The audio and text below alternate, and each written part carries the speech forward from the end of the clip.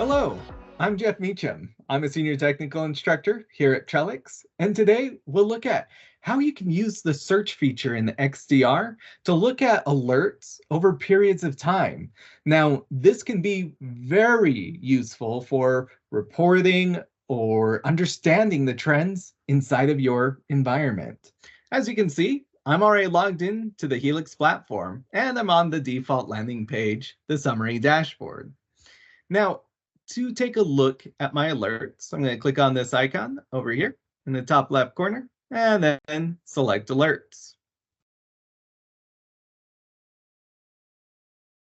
All right, awesome. You can see that I have over 44,000 alerts inside of this platform.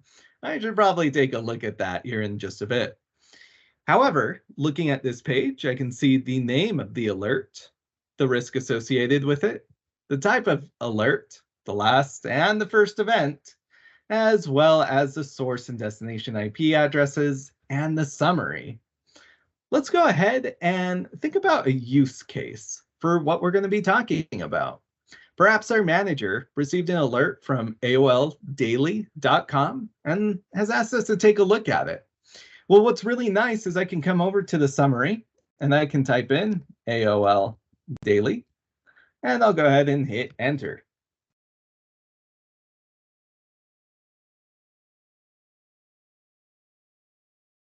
All right, terrific. So now we can see that the number of alerts that we have has dropped down to 440. However, for our hunt mission, it doesn't give us a lot to go off of. We want to explore this just a little bit closer, take a magnifying glass to it. So what I'm going to do in my search bar is I'm just going to go ahead and look for class equals alerts. And I'm going to see all the events that are associated with alerts. Terrific. It does look like there's still a lot though. So I need to fine tune this search just a little bit more. Now, one thing I do see here are the alert type details. That's wonderful. Now, what is really nice about this is that I can search any of these fields in this JSON object to filter the data and really hone in on what I would like to look at. So to do that, I'm going to go ahead and add to my TQL search.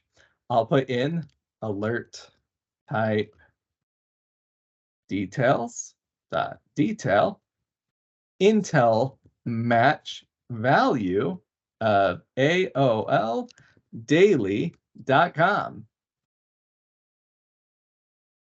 All right, and it doesn't look like we have any matches. Now, one thing that is very nice about searching through alerts using index search is that we're not limited to just 7 days. In fact, I can go ahead and expand my time frame to, let's say, 12 months. So I'll go ahead and put start 12 months ago. And I can go ahead and group by alert type details dot source. Hitting enter, you can see that, hey, even though I'm looking over the past 12 months, I still get events associated with this domain, and it comes back very quickly. If I wanted to, I could click on this Show Timeline button.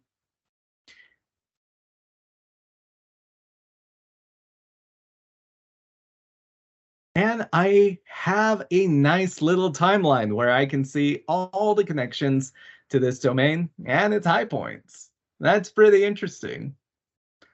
So, in summary, by searching on alert class data, you have expanded a way to work with alerts in your environment and understand the trends over time. That concludes this video.